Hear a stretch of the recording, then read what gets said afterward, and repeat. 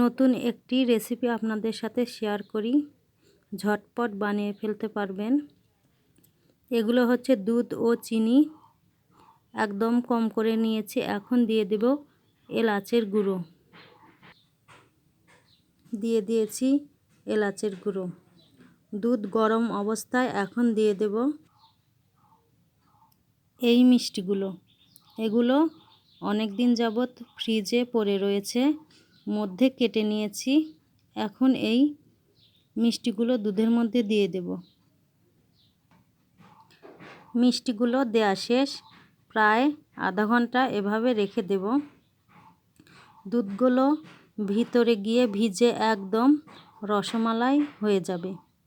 বাচ্চারা এই রমজানে তেমন মিষ্টি খেতে চাচ্ছে না, এভাবে আপনি ভিন্ন স্বাদে রেসিপি তৈরি করতে পারেন, একদম ঘরোয়া পদ্ধতিতে, একদম দোকানের মতো। ভালো লাগলে শেয়ার করুন। আল্লাহ হাফেজ।